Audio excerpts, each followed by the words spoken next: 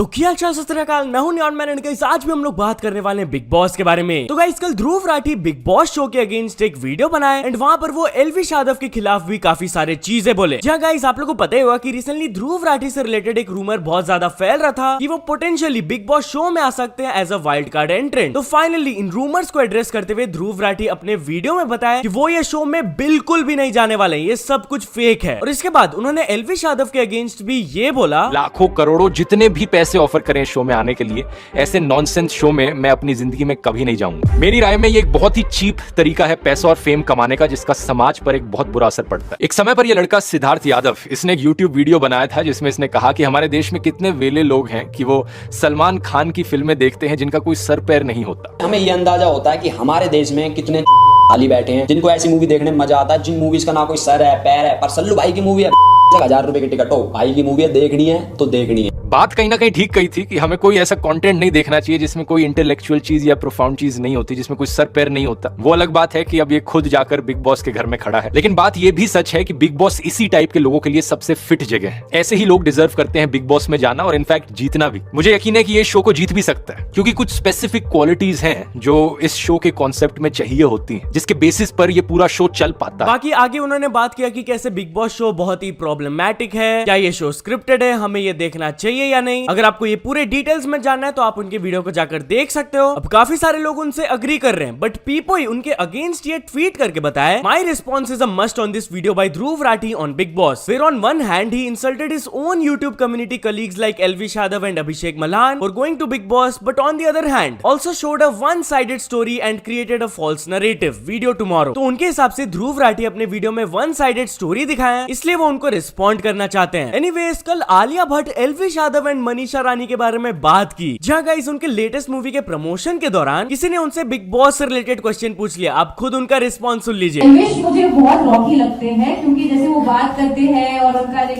अंदाज है, सिस्टम है, जैसे वो बोलता है ना, it's very entertaining, he really wears his heart on his sleeve and he is very funny. मुझे तो बहुत पसंद है। तो Elvish can be Rocky.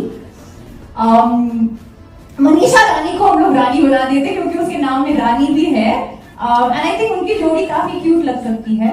But I have to take my sister's name क्योंकि वो तो मतलब हमारी भट्ट परिवार की रानी है, तो वेशी है। अब एलविश यादव जब बाहर आएंगे एंड आलिया भट्ट की तरफ से ये स्टेटमेंट सुनेंगे तो वो बहुत ही ज्यादा खुश होंगे, क्योंकि 2 दिन पहले ही वो लाइव फीड के दौरान बोले थे कि उनको आलिया भट्ट बहुत ही ज्यादा पसंद है, वो उनकी प्यार है, ऐसा वो बोल दिए थे। Now not only Alia Bhatt, Prince Narula को भी एलविश यादव, अभिषेक एंड मनीषा का ग्रुप बहुत ही ज्यादा पसंद है एंड इस हफ्ते मनीषा को सेव करने के लिए उन्होंने एक वोट अपील भी डाला। Now talking about Elvish Yadav, तो एक और पर्सन उनसे खुश नहीं है, वो है आशिका भाटिया की मदर। जहां गाइस रिसेंटली एलविश यादव आशिका के ड्रेसिंग सेंस के ऊपर थोड़ा सा कमेंट कर दिए थे, ऐसे मतलब एग्रेसिव वे में नहीं, बट हाँ उन्होंने कमेंट जरूर किया था। तो ये स्टेटमेंट को सुनकर आशिका भाटिया की मदर को अच्छा नहीं लगा एंड वो एक लेटेस्ट इंटरव्यू में ये बोली, सही तो बिल्कुल भी नहीं लगा सुन के, इस चीज पर उसे रोकना चाहिए था। He doesn't have a right to comment on clothes, लड़कियों के कपड़ों के बारे में कि तुम छोटे क्यों पहनते हो, सामने बोलने की हिम्मत नहीं थी। When Ashika will know about this comment, she will really feel bad. Anyways, तो चलिए अब हम लोग कल के लाइव फीड से टास्क के बारे में बात कर लेते हैं। कल हुआ था ऑडिशन टास्क, जहां पर पूजा भट्ट को डायरेक्टर बना दिया गया था एंड उनको सभी हाउसमेट्स में से 5 लोगों को कुछ रोल्स देने थे, जैसे कि हीरोइन, हीरो का दोस्त, विलेन, क्राउड का हिस्सा and passing shot no dialogues. Now इसका प्रोसीजर कुछ ऐसा था कि पूजा भट्ट एक रोल के लिए मल्टीपल लोगों का ऑडिशंस ले सकती है, बट एक ही को कास्ट करना है उनको। अब जिस पर्सन को वो रोल के लिए ऑडिशन के लिए बुलाएगी, वो पर्सन कास्टिंग करने से मना तो कर सकते हैं, बट फाइनल डिसीजन पूजा भट्ट के ही हाथ में रहेगा कि वो किसको क्या रोल देना चाहती है एंड ये सब कुछ डिसाइड करना था कि कैसा किसका बिग बॉस जर्नी रहा है। अब ये टास्क के दौरान जो चीजें हुए, लोग उससे फील कर रहे हैं कि मनीषा के अगेंस्ट पूजा भट्ट बायस थी। क्यों? Let me explain. बेसिकली जब फर्स्ट ऑफ ऑल विलेन का रोल आया था, तब उन्होंने मनीषा को बुलाया था फॉर द ऑडिशन। अब मनीषा उनके ये रोल को एक्सेप्ट नहीं की, वो बोली कि आई डोंट थिंक मेरे को विलेन का रोल सूट करता है, क्योंकि ऐसा मेरा बिग बॉस का जर्नी नहीं रहा है। वो बोली कि आई पर्सनली थिंक मेरे को हीरोइन का रोल के लिए ऑडिशन के लिए आपको बुलाना चाहिए। अब इवेंचुअली पूजा भट्ट ने बेबिका को चूज किया था फॉर दिस रोल, चलो ठीक है। अब नेक्स्ट आया था role passing shot no dialogues का। नाम से ही आप लोग को समझ आ गया होगा कि ये एक ऐसा रोल है जो कि उस पर्सन को दिया जाएगा जिसका कुछ डायलॉग्स नहीं है। अब पूजा भट्ट ने फिर से मनीषा को इस रोल के लिए बुलाया, जबकि हम सबको पता है यार मनीषा एक नेचुरल एंटरटेनर है, फिर भी वो उनको ये नो डायलॉग्स वाला रोल के लिए बुलाई। मनीषा फिर से उनके ये रोल को रिजेक्ट कर दी, but eventually as I said Pooja Bhatt के हाथों में था फाइनल डिसीजन। तो मनीषा के रिजेक्ट करने के बावजूद उन्होंने मनीषा को ही ये रोल दे दिया। एंड खाली ये उनका एक बैड डिसीजन नहीं था, चलिए उनका फाइनल रोल का कास्टिंग्स देख लेते हैं। विलन के लिए बेबिका,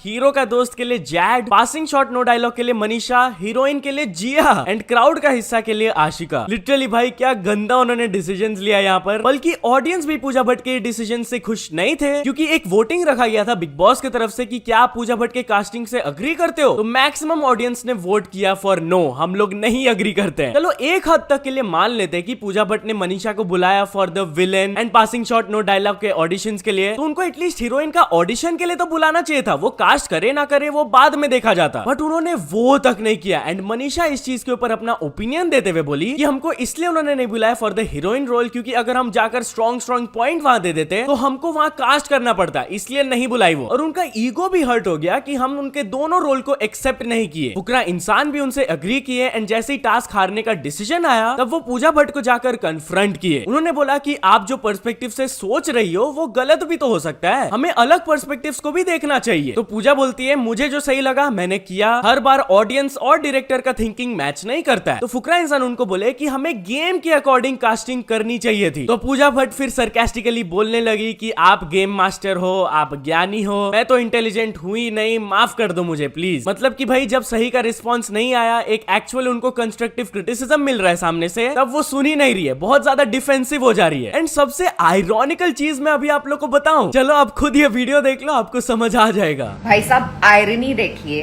कि आलिया भट्ट जिसको हीरोइन मान रही हैं, रानी वाला टैग दे रही हैं मनीषा रानी को, उसको पूजा भट्ट घर में या तो विलेन बोल रही हैं या फिर बोल रही हैं कि पासिंग शॉट नो डायलॉग वाला उसे रोल दे रही हैं, उसे वो हीरोइन वाली मान ही नहीं रही हैं।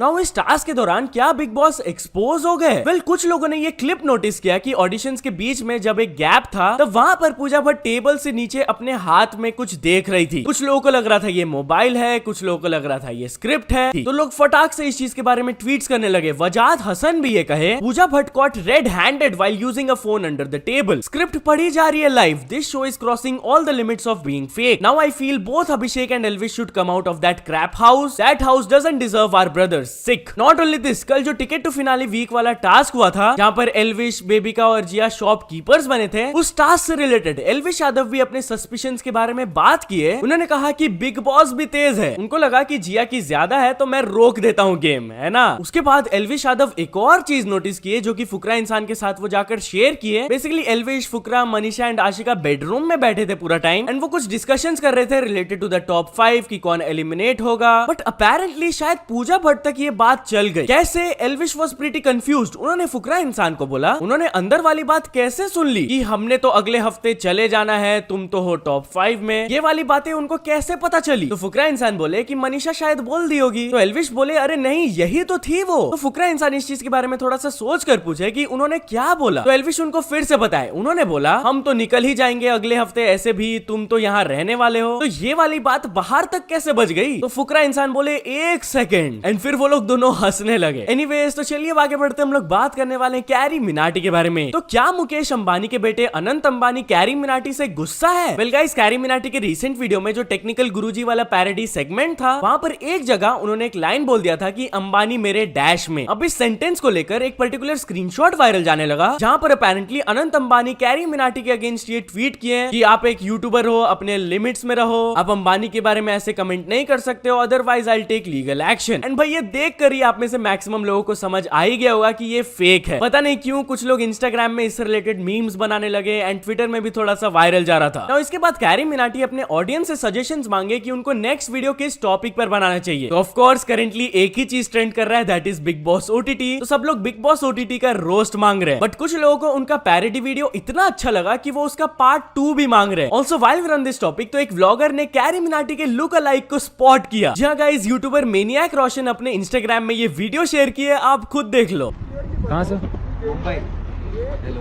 कैरी मिनाटी? नहीं यार, दोस्त कैसे दिखता हूँ बहुत लोगों ने मजाक मत करो। कैरी मिनाटी फोन ला कैरी लग रहा है भाई। भाई कैरी मिनाटी है यहाँ पे भाई। क्या ये आपको कैरी मिनाटी से थोड़ा सा सिमिलर दिख रहे थे? मेरे को कमेंट्स में जरूर बताना। तो चलिए अब आगे बढ़ते हम लोग बात करने वाले हैं पुनीत सुपरस्टार के बारे में। तो क्या पुनीत सुपरस्टार का इंस्टाग्राम अकाउंट को डिलीट कर दिया गया है? बिल गाइस, कल अचानक से लोग नोटिस करने लगे कि पुनीत सुपरस्टार का अगर हम लोग इंस्टाग्राम अकाउंट को खोल रहे हैं तो वो ठीक से लोड ही नहीं हो रहा है। उसके बाद मैंने भी उनके फॉलोइंग सेक्शन पर जब क्लिक किया तो कुछ ऐसा दिखा रहा था, sorry we couldn't complete your request, please try again in a moment. और उनके कुछ पोस्ट वगैरह भी लोड नहीं हो रहे थे यार। तो इसके बाद मेरे को ट्विटर में एक स्क्रीनशॉट दिखा जहां पर अपेरेंटली ये बताया जा रहा है कि we have removed Puneet superstar's account because it goes against our community guidelines. कौन सा guidelines? Basically for self injury. अब पता नहीं यार उनका अकाउंट वापस आएगा या नहीं, अगर आता है तो I will let you know. Anyways चलिए अब आगे बढ़ते हम लोग बात करने वाले हैं ट्रिगर्ड इंसान और श्रीमान लेजेंड लाइव के बारे में। तो ट्रिगर्ड इंसान की वजह से इस यूट्यूबर को टकला होना पड़ा। जी हाँ guys, basically what happened is कि ट्रिगर्ड इंसान जब लाइव स्ट्रीम कर रहे थे तो उनके एक फैन ने आकर बताया कि श्रीमान लेजेंड 2 मिलियन पहुंचने वाले हैं, आप रेड करवा दो। तो ट्रिगर्ड इंसान कुछ ऐसा ही कर दिया एंड इसके वजह से श्रीमान लेजेंड 2 मिलियन हिट भी कर लिए। बट ये चीज श्रीमान लेजेंड को थोड़ा सा भारी पड़ गया। क्यों? आप खुद उनसे ही सुन लीजिए।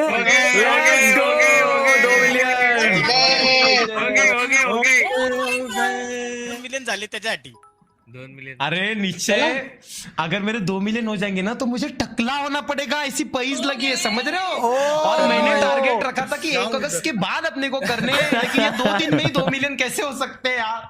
कैसे हो सकता है? ये फालतूगिरी है। ये देख कितनी प्यारी जुल्फे जाने वाले यार, कितना हाथ लगेगा खम। इसके बाद कल उनका टकला वाला लाइव स्ट्रीम हुआ एंड आप खुद एक छोटा सा क्लिप देख लो।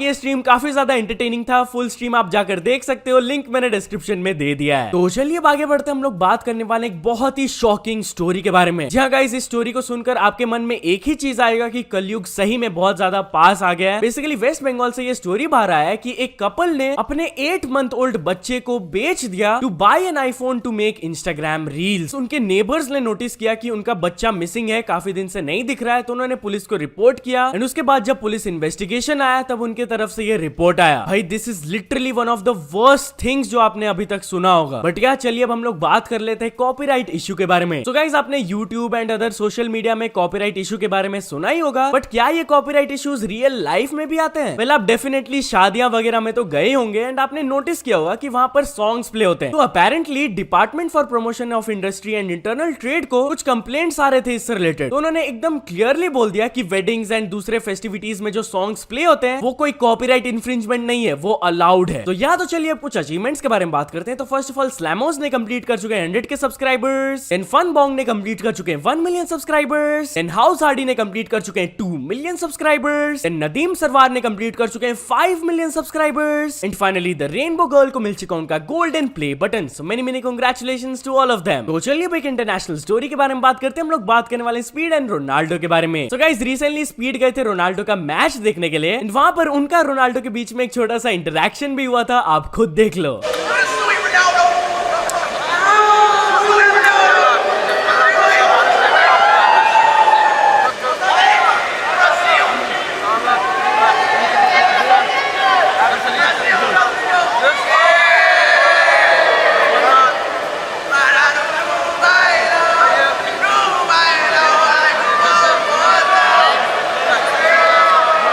तो या तो चल दोस्तों, आज की वीडियो के लिए बस इतना ही। अगर आपको ये वीडियो थोड़ा सा भी पसंद आया हो तो लाइक कर देना। चैनल को अभी तक सब्सक्राइब नहीं किया हो तो जल्दी से जल्दी सब्सक्राइब भी कर लेना। न्यूज सबमिशन का लिंक डिस्क्रिप्शन में, वहां से जाके आप कुछ न्यूज भेजोगे तो आपको क्रेडिट्स में मिल सकता है मेरे डिस्क्रिप्शन में। तो ऐसे सपोर्ट करते रहना। मिलते हैं नेक्स्ट वीडियो में। Till then bye bye.